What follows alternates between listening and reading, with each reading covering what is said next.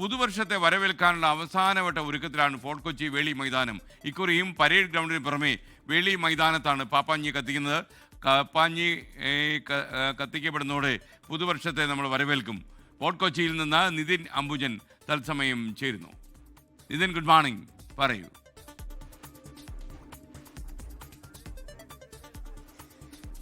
Good morning. എന്തായാലും ഈ കൊച്ചിക്കാർക്ക് പാപ്പാഞ്ഞെ കത്തിക്കാത്ത ഒരു പുതുവർഷമില്ല എന്ന് തന്നെ പറയാം. ഇപ്പോൾ ഈ ദൃശ്യങ്ങൾ തന്നെ കാണാം. ഏതാണ്ട് 55 അടി ഉയരത്തിൽ ഒരു പടുകൂറ്റൻ പാപ്പാനി തയ്യാറായി കഴിഞ്ഞു. ഇനി ഒരു അവസാനവട്ട ഒരുക്കത്തിലാണ്. കാരണം ഡിസംബർ 31 ഈ പാപ്പാനിയെ കത്തിച്ച് നമ്മൾ പുതുവർഷത്തെ വരവേൽക്കും. ഇപ്പോൾ വേളി മൈതാനത്താണ് നമ്മളുള്ളത്. വേളി മൈതാനത്ത് ഈ പടുകൂറ്റൻ പാപ്പാനിയൊക്കെ തന്നെ തയ്യാറായി കഴിഞ്ഞു. തൊട്ടടുത്തുള്ള പരേഡ് ഗ്രൗണ്ടിലും ഇത്തരത്തിൽ കാർണിവലിന്റെ ഭാഗമായി പാപ്പാനി കത്തിക്കും. അങ്ങനെയാണ് കഴിഞ്ഞ വർഷങ്ങളൊക്കെ നമ്മൾ കണ്ടത്. പക്ഷേ കഴിഞ്ഞ വർഷത്തെ വ്യത്യസ്തമായി കഴിഞ്ഞ വർഷം വലിയ വിവാദമൊക്കെ ആയിരുന്നു. കാരണം വേളി മൈതാനത്തെ പാപ്പാനി കത്തിക്കാൻ പാടില്ല എന്ന് സബ് കളക്ടർ നിർദ്ദേശിക്കുന്നു. പിന്നാലെ ഇതിന്റെ സംഘാടകർ കോടതി പോയിട്ടാണ് അനുമതിയൊക്കെ വാങ്ങിയത്.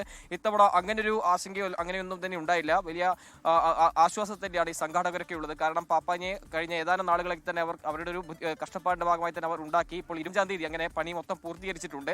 ഇനി ഒരു അവസാനവട്ടം മിനുക്കുപണി മാത്രമേ ഉള്ളൂ. ഇതിന്റെ സംഘാടകൻ ബെന്നി ഇപ്പോൾ നമ്മളോടൊപ്പം ചേരുന്നുണ്ട്.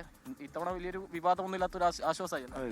വിവാദങ്ങൾ നേരത്തെ ഇല്ലെന്ന് നമ്മൾ 10-20 വർഷമായിട്ട് ഇത് ചെയ്യുകയായിരുന്നു. പിന്നെ ചില ഉദ്യോഗസ്ഥരുടെ ഒരു അറിവില്ലായ്മ മൂലം അത് അവർ റെക്ടിഫൈ ചെയ്തിട്ടുണ്ട്.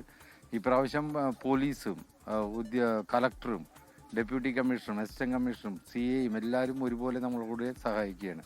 കോർപ്പറേഷനും റവന്യൂ ഡിപ്പാർട്ട്മെന്റും എല്ലാവരും നമ്മളെ സഹായിക്കുകയാണ്. ഇറ്റാലിയൻ മോഡൽ പാപ്പാനിയാണോ? അതെ, ഇതൊരു ഇറ്റാലിയൻ കൾച്ചറാണ്. ഇറ്റാലിയൻ കാർണിവലിൽ അവർ ചെയ്യുന്ന സ്ട്രക്ചറാണ് നമ്മൾ ഈ വർഷം നമ്മൾ തിരഞ്ഞെടുത്തിട്ടുള്ളത്. ഇതിൻ്റെ ഒരു ശില്പി തന്നെ വെറും 9 ദിവസം കൊണ്ട് അരുൺ എന്ന് പറയുന്ന ഒരു ചെറുപ്പക്കാരൻ അദ്ദേഹത്തിൻ്റെ ആശയത്തിൽ ഉയർത്തി നിന്ന ഒരു സംവിധാനമാണ്. വളരെ പെട്ടെന്ന് നമ്മൾക്ക് ഇലക്ഷനൊക്കെ ആയിരുന്നല്ലോ, പെരുമാറ്റച്ചട്ടം ഇതൊക്കെ കാരണം 9 ദിവസം കൊണ്ട് ഗാലാഡിയുടെ സംഘാടകരെല്ലാവരും ഈ അരുൺ എന്ന് പറഞ്ഞ ശില്പി അത് തീർത്തു തന്നതാണ്. ഓരോ വർഷവും വ്യത്യസ്തമായിട്ടുള്ള പാപ്പാനിയായിരിക്കും ഉണ്ടാവാറില്ല. വ്യത്യസ്തമായ അതെ, നമ്മളൊരു ഫോർട്ട് കൊച്ചിയുടെ ഒരു കൾച്ചർ തന്നെ വ്യത്യസ്തമായ കാര്യങ്ങൾ നമ്മൾ വ്യത്യസ്തമായ രീതിയിൽ ചെയ്തുകൊണ്ടിരിക്കും. കഴിഞ്ഞ 25-ാം തീയതി നമ്മളെ സംബന്ധിച്ചിടത്തോളം 1,00,000 പേരോളം ഇതിൻ്റെ അകത്തേക്ക് ഈ പപ്പയെ കാണാനും ട്രീ കാണാനും എല്ലാം കയറി വന്നിട്ടുണ്ടായിരുന്നു.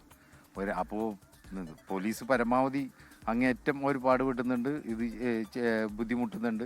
പക്ഷേ നമ്മൾ ഈ പ്രാവശ്യം പ്രതീക്ഷിക്കുന്നത് ന്യൂ ഇയറിൻ്റെ അന്ന് നമ്മൾ 1,00,000-ൽ മേലെ ആൾക്കാരെയാണ്.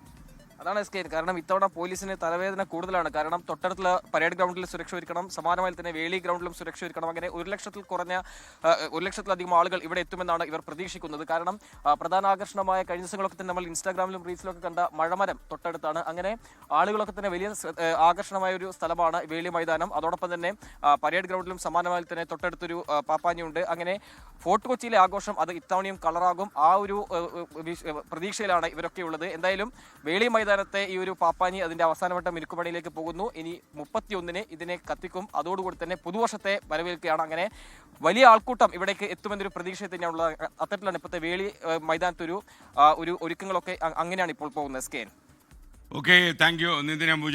ലോകത്തെവിടെയായാലും ഏത് സമയത്തും 24 വാർത്തകളും ഓഗ്മെന്റഡ് റിയാലിറ്റി പാക്കേജുകളും എക്സ്പ്ലെയിനറുകളും വിശദമായി കാണാൻ ഞങ്ങളുടെ YouTube ചാനൽ നിങ്ങൾക്ക് സബ്സ്ക്രൈബ് ചെയ്യാം.